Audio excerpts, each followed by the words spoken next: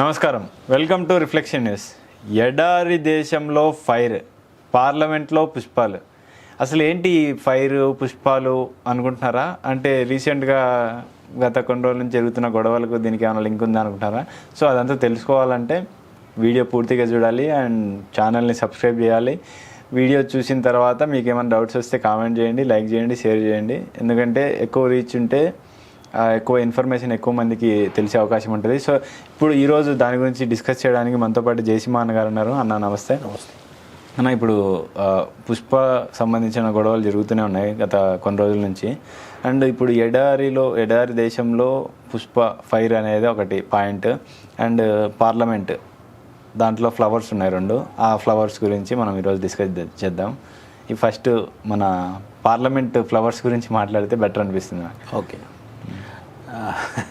అంటే నాకు తెలిసి మీ ఉద్దేశం ఫ్లవర్స్ అంటే రాహుల్ గాంధీ, ప్రియాంక గాంధీ అయి ఉండొచ్చు.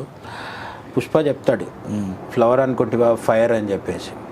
మొదట్లో రాహుల్ గాంధీ రాజకీయాల్లోకి వచ్చినప్పుడు కాంగ్రెస్ నాయకులందరూ కూడా సేమ్ డైలాగ్, ఇది దాదాపు ఇదాటి మీనింగ్ వచ్చేటట్టు వాళ్ళు కూడా ఒక బిల్డప్ ఇచ్చేవాళ్ళు. రాహుల్ గాంధీ అంటే నెహ్రూ తర్వాత ఇందిరా తర్వాత రాజీవ్ తర్వాత సోనియా తర్వాత రాహుల్. సో రాహుల్ వచ్చిండు, ఇంకా అల్లాడిచ్చేస్తాం మేము అనుకున్నారు. మన్మోహన్ సింగ్ తర్వాత రాహుల్ గాంధీ ప్రధాని అనుకున్నారు. ఈలోపు సడన్గా ఏమంటారు, చిన్న మొక్క మీద అణుబాంబు పడ్డట్టుగా మోడీ వచ్చి విధ్వంసం సృష్టించేసి కాంగ్రెస్కి కనుచూపు మేరలో అధికారం రాకుండా 2014లో మోడీ శకం మొదలైంది. అక్కడి నుంచి 5 ఏళ్ళు ఎట్లనో ఓపిక పడితే 2019లో మేము వస్తాంలే అనుకున్నారు. 2019లో ఇంకా సీట్లు తగ్గిపోయినాయి, ఇంకా ఓట్లు తగ్గిపోయినాయి, రాలేదు. 10 ఏళ్ళు పూర్తయింది. 10 ఏళ్ళు పూర్తయ్యేసరికి రాహుల్ గాంధీ మీద భారత్ జోడో యాత్ర, మన సారు రోజుకు ఒక రకమైన కామెంట్ చేస్తుంటాడు, ఇవన్నీ చేస్తుంటారు. కాబట్టి ఆ ఎంటర్టైన్మెంట్తో 10 ఏళ్ళు గడిచిపోయింది. మోడీ మూడోసారి కూడా రావడంతో ఇక వేరే అవకాశం లేదని చెప్పేసి ఇండి కూటమిలో ఉన్న వాళ్ళు కావచ్చు, రాహుల్ గాంధీ దేశంలో ఉన్న రాహుల్ గాంధీ అభిమానులు ఎవరైతే ఉన్నారో వాళ్ళు కావచ్చు, వీళ్ళందరే కాకుండా కాంగ్రెస్లో ఉన్న గాంధీ కుటుంబ విధేయులు ఎవరైతే ఉన్నారో వాళ్ళకు కూడా రాహుల్ గాంధీ మీద ఆశలు సన్నగిల్లుతుండడంతో చివరికి ప్రియాంక మీదికి ఇది వెళ్ళింది, ఏమంటారు, బాల్. ప్రియాంక కోర్టులోకి బాల్ వెళ్ళింది. ఇప్పుడు కాంగ్రెస్ నిర్ధరించడానికి అన్న తర్వాత చెల్లెలు కూడా రావడం జరిగింది. సో ఇవి వచ్చిన తర్వాత ఏమైంది, వయనాడ్ అనే ఒక కంఫర్టబుల్ సీటు నియోజకవర్గంకి వెళ్ళి ఈమె అంటే రాహుల్ గాంధీ మీద స్మృతి ఇరానీ గెలిచింది, మండి నుంచి కంగనా రనౌత్ గెలిచింది. ఇప్పుడు ఇటువంటి వాటినన్నిటిని మహారాష్ట్రలో నవనీత్ కౌర్ కూడా గెలిచింది, మళ్ళీ ఓడిపోయింది. ఓడిపోయినా సరే స్వయం కృషితో వచ్చిన మహిళా నాయకులందరేమో ఛాలెంజింగ్ పొజిషన్ సీట్లలో వెళ్ళి తమ సత్తా చాటుతుంటే, ఈవెన్ మన దగ్గర మాధవీలత గారు కూడా ఓవైసీ మీద పోటీ చేసి ఓడిపోయారు. ఓడిపోవడం అనేది గెలవడం అనేది రాజకీయాల్లో సహజం. కానీ ఆమె ఓవైసీ మీద పోటీ చేస్తూ ముందే ఆమెకు తెలుసు ఇది ఛాలెంజింగ్ సీట్ అని చెప్పి. అటువంటి ఛాలెంజింగ్ సీట్ని తీసుకొని మాధవీలత గారు పోటీ చేస్తే, మేము పెద్ద గాంధీల కుటుంబం నుంచి వచ్చినామని చెప్పుకుంటున్న ప్రియాంక గాంధీ చాలా సేఫ్ గేమ్ ప్లే చేసి మన పార్లమెంట్లోకి ఎంట్రీ ఇచ్చింది. రాహుల్ గాంధీ ఎక్కడైతే దాదాపు 3 లక్షల మెజార్టీతో గెలిచి ఆ సీట్ను వదిలేసి రాయ్బరేలీ ఉంచుకొని, రాయ్బరేలీ ఎవరిది, మళ్ళీ సోనియా గాంధీ పొజిషన్లోకి రాహుల్ గాంధీ వదిలేసిన వయనాడులోకి ప్రియాంక గాంధీ రావడం జరిగింది. సో కాంగ్రెస్లో కుటుంబ పాలన, వారసత్వము, నెపోటిజము ఇవన్నీ పోతాయని ఆశించడం అయితే, అంటే ప్రియాంక ఎంట్రీతో ఇంకా మనకు అటువంటి ఆశలు అయితే లేవు. సో సత్తాకి, అంటే ప్రతిభకి, టాలెంట్కి, లేకపోతే నిజాయితీకి, స్వయం కృషికి కాంగ్రెస్లో ఎక్కడ స్కోప్ ఉండదు అనేది మళ్ళీ రుజువైంది. అయితే ప్రియాంక గాంధీలో పార్లమెంట్లోకి ఎంట్రీ ఇచ్చేసి, అంటే మామూలుగా ఇంతకాలం ఆమె గురించి కూడా మనం మాట్లాడుతుంటాం కదా. యాక్చువల్లీ ఆమె స్వయం కృషితో ఎదిగింది. ప్రియాంక చోప్రా ఒక సాధారణ లక్నోలో ఉన్న ఒక మిడిల్ క్లాస్ కుటుంబం నుంచి ఆర్మీ బ్యాక్గ్రౌండ్ ఉంటుంది, వాళ్ళ ఫాదర్ ఎయిర్ ఫోర్స్లో పనిచేసేవాళ్ళు. అట్లా ఒక ఇన్స్పిరేషనల్. ఆ ప్రియాంకతో పోలిస్తే ఈ ప్రియాంక ఏంటనేది ఓకే, జనాలకి నచ్చితే మనం ఏమైనా అడగడానికి లేదు. అండ్ ప్రజలు ఓటేసి ఓట్లతో గెలిచొచ్చింది కాబట్టి ప్రశ్న లేదు. ఆమెకు ఖచ్చితంగా పార్లమెంట్లో మాట్లాడే హక్కు ఉంది. అదే ఆమె ఉపయోగించుకొని మొదటి స్పీచ్ కూడా ఇవ్వడం జరిగింది. మొదటి స్పీచ్లోనే ఒక ఆణిముత్యం వదలడం అయితే జరిగింది. ఏంటంటే ఎమర్జెన్సీ, అంతకుముందు రాజ్నాథ్ సింగ్ ఎమర్జెన్సీ గురించి ప్రస్తావించడం జరిగింది పార్లమెంట్లో. రాజ్నాథ్ సింగ్ ఎంత సీనియరో మనకు తెలుసు కదా, చాలా రోజుల నుంచి ఆయన రాజకీయాల్లో ఉన్నారు. సో వాళ్ళు ఆచితూచి మాట్లాడతారు. ఆయన పార్లమెంటు సాక్షిగా మరోసారి ఇందిరాగాంధీని విధించిన ఎమర్జెన్సీ గురించి ప్రస్తావించడం జరిగింది. అది చారిత్రక సత్యం. కానీ ప్రియాంక గాంధీ దానికి రియాక్ట్ అయ్యారు.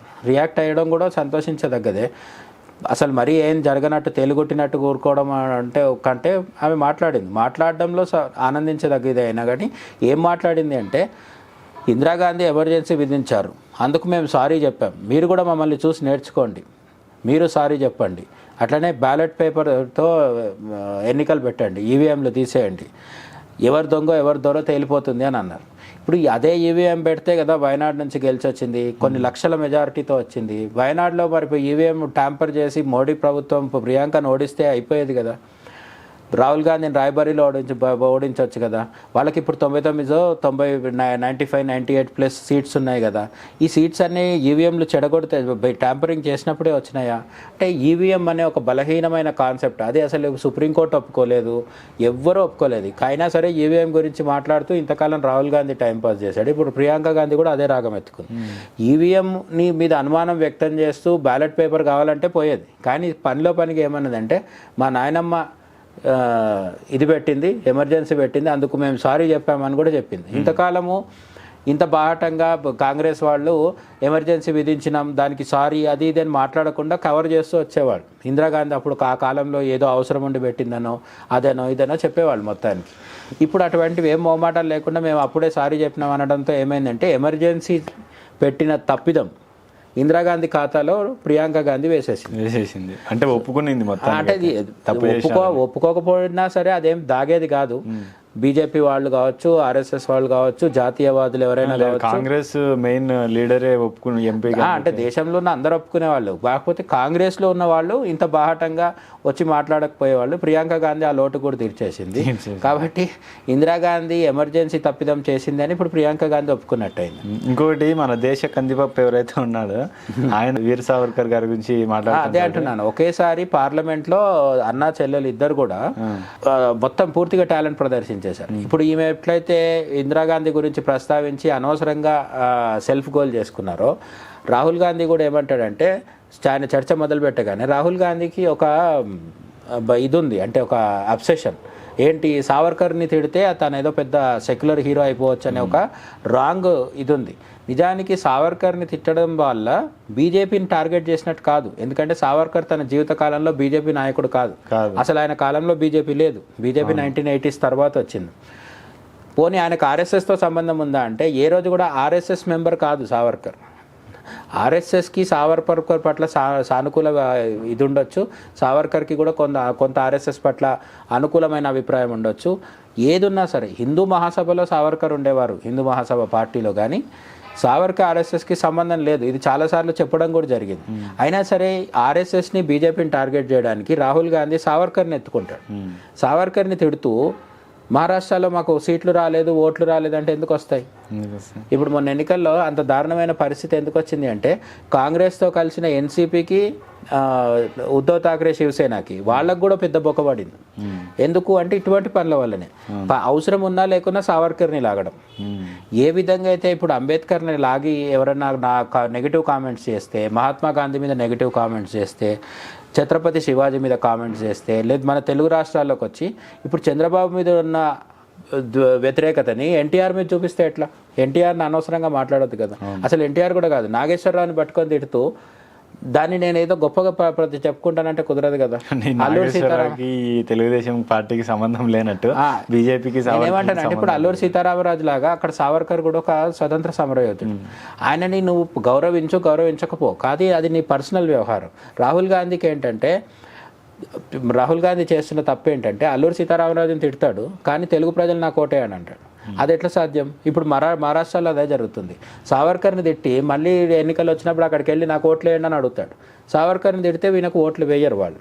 ఇప్పుడు ఇది పార్లమెంట్లో చేస్తున్నాడు ఈ పని. ఏమన్నాడంటే రాహుల్ గాంధీ, సావర్కర్ అంట రాజ్యాంగాన్ని వ్యతిరేకించాడు, అంబేద్కర్ రాసిన రాజ్యాంగాన్ని ఆయన వ్యతిరేకించాడు, రాజ్యాంగంలో భారతీయత లేదు, మనకు మనుస్మృతే బెటర్ అని సావర్కర్ చెప్పాడని రాహుల్ గాంధీ చెప్తున్నాడు. నిజంగా సావర్కర్ చెప్పాడా లేదా అదంతా వేరే చర్చ. ఒకవేళ ఆ కాలంలో ఏమన్నా నిజంగా చెప్పుండొచ్చు, చెప్పకపోవచ్చు. అసలు ఇప్పుడు ఎందుకు ప్రస్తావిస్తున్నాడనే ఆలోచన రాహుల్ గాంధీకి లేదు. పొలిటీషియన్కు ఉండే మెయిన్ లెక్క ఇదేంటంటే మాట్లాడాల్సిన టైంలో మాట్లాడకున్నా పర్లేదు, కానీ మాట్లాడకూడని టైంలో మాట్లాడకూడదు. పివి నరసింహారావు లాంటి వాళ్ళు చాలాసార్లు మాట్లాడకుండా ఉండేవాళ్ళు. వాజ్పేయి కూడా అంతే, మాట్లాడితే గొప్పగా మాట్లాడేవారు, కానీ చాలాసార్లు అనవసరం మాటలు ఇప్పుడు రాహుల్ గాంధీ ఏంటంటే అనవసరం మాటలు, అన్టైమ్లీ పదాలు ఇవన్నీ చేయడం వల్ల ఏంటంటే సెల్ఫ్ గోల్ ఎక్కువైపోతుంది. అయితే సావర్కర్ని విమర్శిస్తూ రాజ్యాంగం గురించి అది ఇదైతే చాలా పెద్ద పెద్ద కవిత్వం వినిపించాడు రాహుల్ గాంధీ. వినిపించిన తర్వాత సింపుల్గా బీజేపీకి చెందిన మంత్రి, కేంద్ర మంత్రి కిరణ్ రిజిజు ఎవరైతే ఉన్నారో అరుణాచల్ ప్రదేశ్ నుంచి బీజేపీ నాయకుడు, ఆయన మోడీ క్యాబినెట్లో అత్యంత కీలకమైన మంత్రుల్లో ఆయన ఒకరు. ఆయన ఏం చేశారంటే ఇంతకుముందు రికార్డ్స్లో ఉన్నది తీసుకొచ్చి ఇందిరాగాంధీ రాసిన ఒక లెటర్ తీసుకొచ్చి చూపించారు. దాంట్లో సావర్కర్ని పొగుడుతూ ఇందిరాగాంధీ చెప్పడం జరిగిందనమాట. ఆమె ఏమన్నారంటే రిమార్కబుల్ సన్ ఆఫ్ ఇండియా అని రాశారు. భారతదేశం యొక్క రిమార్కబుల్ సన్ అంటే అత్యంత ప్రత్యేకమైన భారతీయుడు అని చెప్పాడు. భరతమాత యొక్క పుత్రుల్లో ఈయన అత్యంత ప్రత్యేకమైన వాడు అని ఇందిరాగాంధీ పొగడడం జరిగింది. ఇందిరాగాంధీ ఎవరు? రాహుల్ గాంధీ వాళ్ళ నాయనమ్మే కదా, ఆమెనే కదా రోజు చెప్పుకుంటూ తిరుగుతారు మన వాళ్ళు, గాంధీ కుటుంబం మొత్తము. సో మీరు ఇందిరాగాంధీ ఎవరినైతే పొగిడిందో ఆయనను తిట్టడం ద్వారా రాహుల్ గాంధీ ఏం సాధించాలనుకుంటున్నారు? కాంగ్రెస్కి నెక్స్ట్ ప్రియాంక గాంధీ కూడా వచ్చారు. ఆమె కాస్త తెలివిగా మాట్లాడతారేమో అంటే సరే, అంటే మొట్టమొదటి స్పీచ్ ఇప్పుడే మనం ఆమెని తీసిపారేయలేం, కానీ ఆమె కూడా చేస్తూ వస్తుంది ఏంటంటే గుడ్డిగా మోడీని వ్యతిరేకించడంలో భాగంగా, తొందరపాటు చర్యల్లో భాగంగా ఇందిరాగాంధీనే బోన్లో నిలబెట్టే మాటలు మాట్లాడడం జరుగుతుంది. ఆ మధ్య కూడా ఒకసారి మా నాయనమ్మ తలుచుకుంటే దేశాన్ని విడగొట్టింది అని ఒకసారి ఒక మాట రాహుల్ గాంధీ అన్నాడు. అన్నప్పుడు ఇటు పాకిస్తాన్, ఇటు బంగ్లాదేశ్ అందరూ కూడా అభ్యంతరం చెప్పడం జరిగింది. మనం ఎప్పుడు ఏ కాంటెక్స్లో ఏం మాట్లాడాలనే విషయంలో రాహుల్ గాంధీ, ప్రియాంక గాంధీ ఇంకా చాలా ఎదగాల్సి ఉంది. సో క్రమక్రమంగా రాహుల్ గాంధీ చాలా సంవత్సరాలు అయిపోయింది, ప్రియాంక గాంధీ ఏమైనా నేర్చుకొని మంచి తెలివైన పొలిటీషియన్గా ఎదుగుతారేమో చూడాలి. ఎందుకంటే ప్రజాస్వామ్యంలో అపోజిషన్ ఉండాలనే కోరుకుంటాం కదా. ఆ అపోజిషన్ ఇప్పుడు పరిస్థితి ఏంటంటే మొన్న పార్లమెంట్ ఎన్నికల్లో 99 సీట్లు రాగానే 100కు 99 వచ్చినట్టు ఫీల్ అయిపోయారు. కానీ అది వచ్చింది 546కి 90, 500 సీట్లకి 99 వస్తేనే ఎగిరి గంతేసి హడావుడి చేసి 2 నెలల పాటు మనకి నిద్ర లేకుండా చేసేసింది రాహుల్ గాంధీ. తర్వాత హర్యానాలో, మహారాష్ట్రలో ఎన్నికల తర్వాత ఇప్పుడు వాళ్ళకి నిద్ర లేదు. ఇండి కూటమిలో కూడా నేనేమంటానంటే అసలు ఇండి కూటమిలో కూడా రాహుల్ గాంధీని వద్దని వాళ్ళు ఎక్కువైపోతున్నారు. మమతా బెనర్జీ బాటంగా చెప్తుంది, నేను నాయకత్వం వహిస్తాను, మీరు పక్కకి జరగండి అని చెప్పేస్తుంది. లాలూ ప్రసాద్ యాదవ్ ఆమెకు మద్దతు పలుకుతున్నాడు. మళ్ళీ వీళ్ళు ధర్నాలు అది ఇది అని చెప్తే అదానికి వ్యతిరేకంగా ధర్నా అది ఇది అంటే అన్ని పార్టీ ఇండి కూటమిలో ఉన్న అన్ని పార్టీలు రావట్లేదు.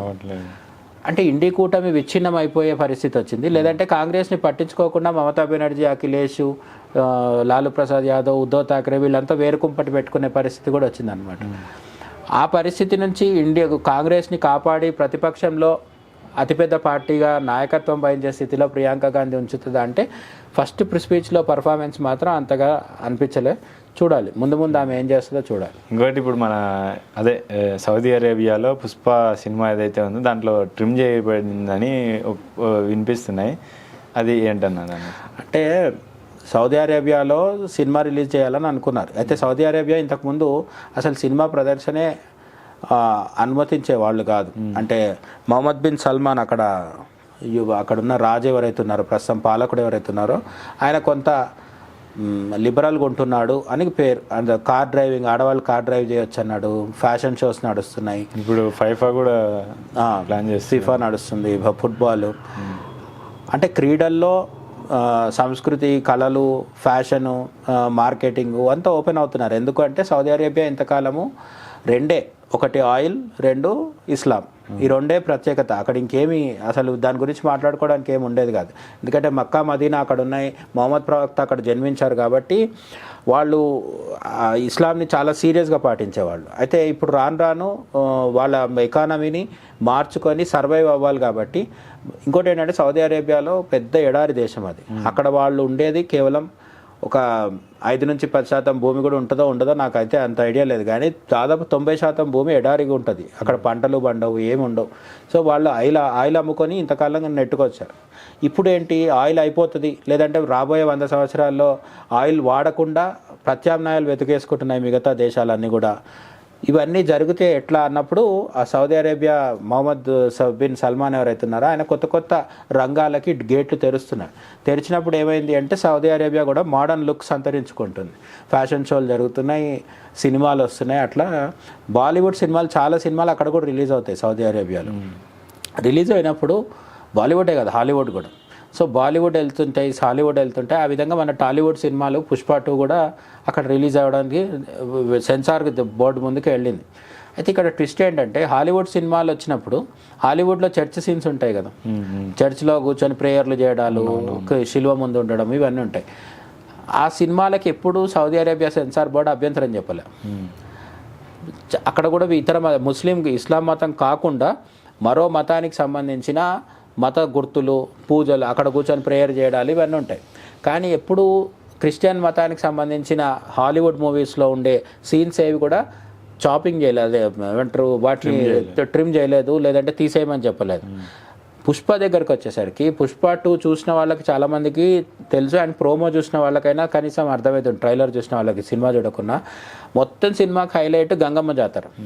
గంగమ్మ జాతరలో హీరో అల్లు అర్జున్ అంటే క్యారెక్టర్, పుష్పరాజ్ క్యారెక్టర్ ఏదైతుందో ఒక లేడీగా డ్రెస్సింగ్ చేసుకొని అక్కడ ఫైట్ చేయడము, ఇదంతా ఆ సీక్వెన్సే చాలా హైలైట్ ఉంది అని అందరు చెప్పుకుంటున్నారు. అటువంటి సీక్వెన్స్ని సౌదీ అరేబియాలో తీసేశారంట. 19 minutes పాటు ఉండే పుష్ప 2లో ఉండే జాతర సీక్వెన్స్ ఏదైతుందో అది మొత్తం, ఆ ఎపిసోడ్ మొత్తం ఎగిరిపోయింది. ఎందుకు తీసేశారు సౌదీ అరేబియాలో అంటే అందులో విగ్రహారాధన ఉంది అని చెప్పి తీసేసినట్టు. ఇప్పుడు వాళ్ళకి మతము కొంత తగ్గింది, మతాంశ పట్ల ఇది, కానీ ఇంకా మొత్తం పోలేదు అనేది మనకి ఇక్కడ అంటే చింత చచ్చినా పులుపు చావలేదని ఒక సూత్రం ఉంది. మార్కెట్ కావాలి, మన సినిమాలు రావాలి అనుకుంటే కొంత అన్నిటికి ఒప్పుకోవాలి. ఇప్పుడు హాలీవుడ్ సినిమాలు మన ఇండియాలో రిలీజ్ అయినప్పుడు మనం దాదాపుగా ఏం సెన్సార్ చేయం. మరీ అంటారు న్యూడిటీకి సంబంధించి లేకపోతే హింసకు సంబంధించి ఏమైనా ఉంటే తీసేస్తారు, కానీ అందులో క్రిస్టియన్ మత పూజలు పునస్కారాలు ఉన్నాయనో, ప్రేయర్స్ ఉన్నాయనో తీయం కదా. అట్లనే ముస్లిం సినిమాలు ఎప్పుడన్నా ఉంటే, ఏమన్నా ఇస్లామిక్ బేస్గా సినిమాలు వస్తే ఎవరైనా నమాజ్ చేసుకునేవి కనిపిస్తే మనం తీయట్లేదు కదా. మన సెక్యులర్ దేశం కాబట్టి తీయము. బట్ సౌదీ అరేబియా సెక్యులర్ దేశం కాదు, అక్కడ రాచరికం ఉంది, అది ఇస్లామిక్ దేశం కాబట్టి వాళ్ళు తీయడంలో మనకు ఆశ్చర్యం ఏం లేదు. కానీ నేను చెప్పేది ఏంటంటే సౌదీ పుష్ప 2 చూసిన తర్వాత వాళ్ళు ఒకసారి అదిరిపడ్డారు అనేది అయితే నిజం. ఎందుకు అంటే ఇంతసేపు ఒక అమ్మవారి విగ్రహం ముందు ఈ యుద్ధం ఫైట్ జరగడము, అక్కడ అన్ని పూజలు, ఏమంటారు శివాలు ఎత్తడము, మన పూనకాలు రావడము, లేకపోతే ఆ సీన్ మొత్తం మనకు తెలిసిందే కదా. సుకుమార్ అద్భుతంగా తీయడం అయితే జరిగింది. అది ఇందులో హిందూ మతానికి సంబంధించి, హిందూ విగ్రహారాధనకు సంబంధించి, భారతీయ సంస్కృతికి సంబంధించి ఇవన్నీ చూపించడంతో వాళ్ళు అవంతా కోత విధించడం జరిగింది అనేది ఇప్పుడు లేటెస్ట్గా నడుస్తున్న న్యూస్. అది లేకుండానే 3 గంటల సేపు 3 గంటల 1 నిమిషం నిడివితో సినిమా రిలీజ్ అవ్వబోతుంది. కాకపోతే మనం అయితే చెప్పుకోవచ్చు, ఎందుకంటే పుష్పలో జాతర సీన్ లేకుండా చూసినా కూడా పెద్దగా అంటే జనాలు థ్రిల్ అవ్వడానికి ఏం మిగలకపోవచ్చేమో అని నాకు అనిపించింది. ఇంకొకటి ఏంటంటే బాలీవుడ్ సినిమాలకి ఈ సమస్య ఎప్పుడు రాలేదు. ఒక ప్రధానమైన తేడా గమనించాలి ఇక్కడ. బాలీవుడ్ సినిమాలు కూడా సౌదీ అరేబియాలో రిలీజ్ అవుతాయి, కానీ ఎప్పుడు ఈ సమస్య రాలే. ఒక తెలుగు సినిమాకి, సౌత్ ఇండియన్ మూవీకి వచ్చింది. ఇప్పుడు నార్త్ ఇండియాలో కానీ హిందీ ఇంగ్లీష్లో కామెంట్స్ పెట్టుకొని సోషల్ మీడియాలో మాట్లాడుకునే వాళ్ళు ఉన్నారు కదా, వాళ్ళందరూ చెప్తున్నది ఏంటంటే సౌత్ ఇండియన్ ఫిలిమ్స్ ఇండియన్ కల్చర్ని బాగా చూపిస్తాయి, హిందూ కల్చర్ని ఇంకా బాగా చూపిస్తాయి, హిందుత్వాన్ని చూపిస్తాయి.